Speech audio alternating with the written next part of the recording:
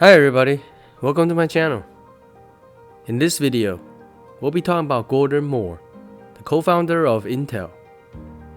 Please remember to like and subscribe. Let's get right into it. Fact 1. From California. Even though Intel is headquartered in California and a lot of advancements in silicon technology and integrated circuits were all made in the San Francisco Bay Area, Gordon Moore himself is actually from the Northern California area. He was actually born and raised in the San Francisco Bay Area and really only left for a brief period in his life when he attended the California Institute of Technology and did postdoc research at Johns Hopkins in Maryland.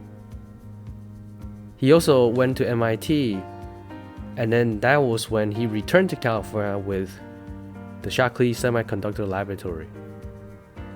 And so, even though a lot of Gordon Moore's life was based in the Bay Area, he is actually from the area. And so you can say that he returned to the Bay Area to pursue his life's dreams and works. Let's get into the next fact. Fact 2. Chemistry. When Gordon Moore was a student and also growing up, there was no integrated circuits to be talking about or discussed in academic settings. And so the actual closest field of study that Gordon Moore did was chemistry.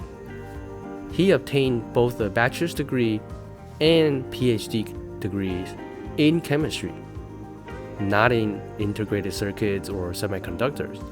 Because at that time, in the 1950s and 60s, there was no semiconductors to talk about. It's such a new technology that there is no dedicated field of study for it. And so chemistry is the next closest thing.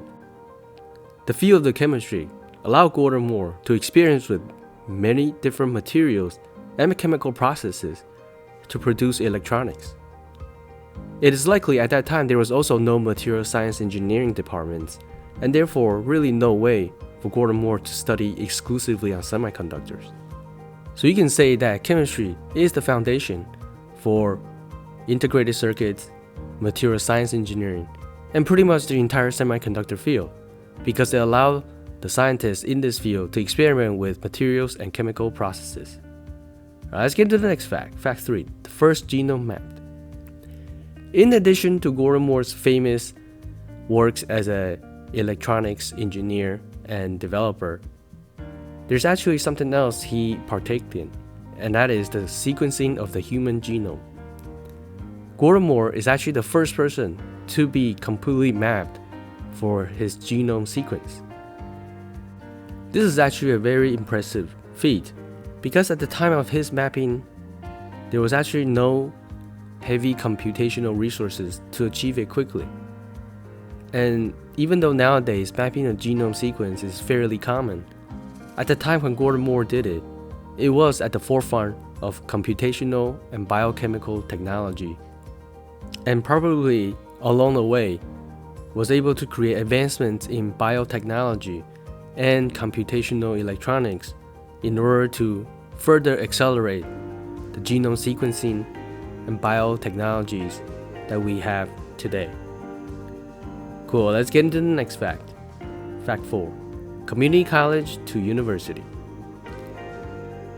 Another interesting fact about Gordon Moore is that although he went to school in the 1950s, he actually did the most budgetary and cost-conscious way.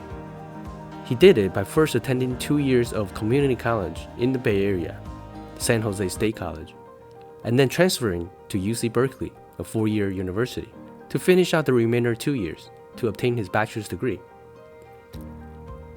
This kind of method of attending the community college for 2 years first to get the basic courses out of the way, and then attending a university to specialize in the last 2 years of your university education, it's still the most effective way to obtain a bachelor's degree with the least amount of money.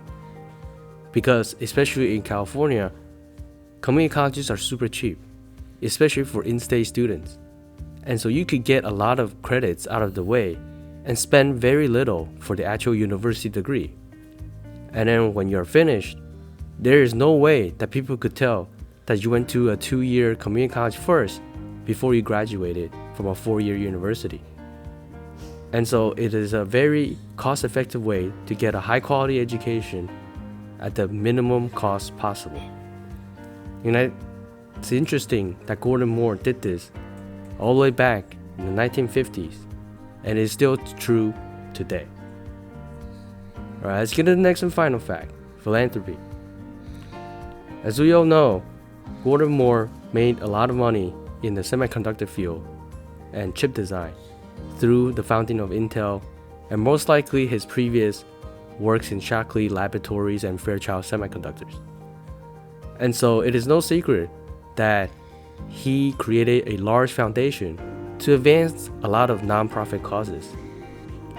His foundation focuses a lot on environmental conservation. For example, donating causes to improve the Bay Area environmental studies and preventing deterioration of wildlife.